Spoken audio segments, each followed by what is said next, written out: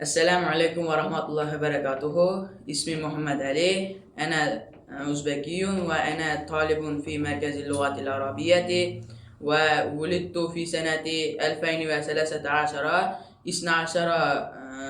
12 من إيول، وعمري 13 عام، ووزني تقريبا 62 كيلوغرام.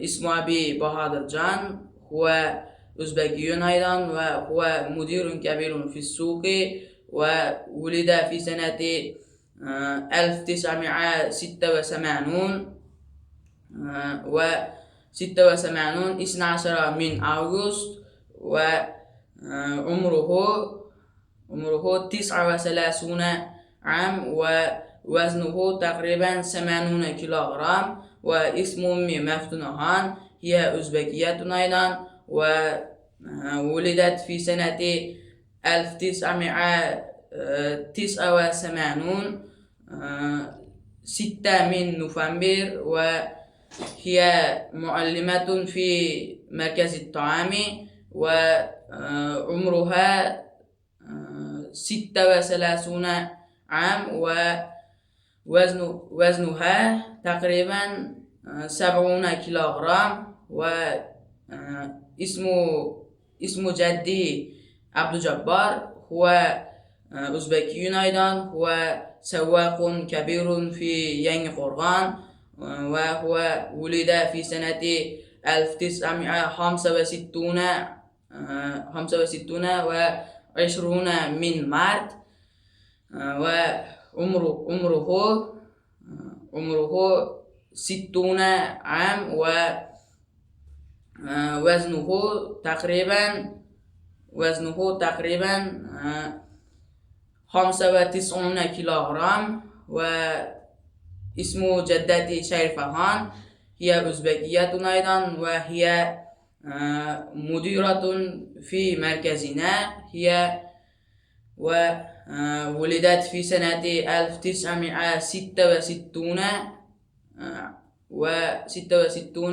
18 من ماي، ووزنها تقريبا 65 كيلوغرام. واسم أخي عبد الباسط، هو أوزبكي أيضا، وهو طالب في طاشقند، وولد في سنة 2010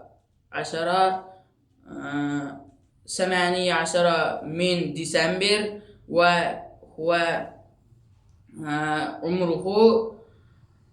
عمره 16 عام، ووزنه تقريبا 70 كيلوغرام. واسم أختي مسلمهان،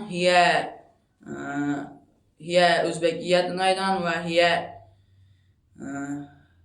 ممرضة في مستشفى الولادة، وولد في سنة 1999 و12 من ماي،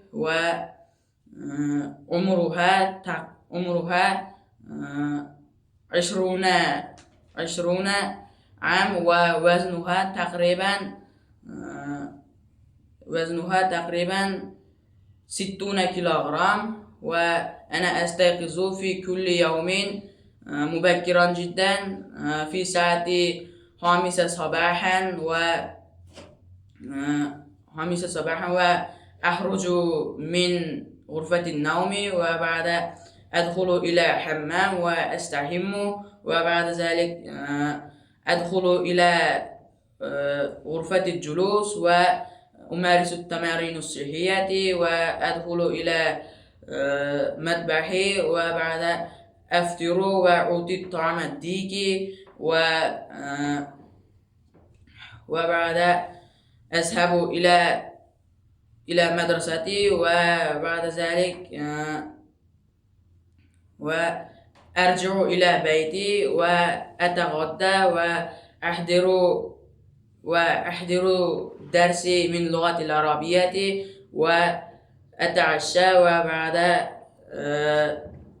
أدخل إلى غرفة النوم وأنام وأنا أحب أسرتي.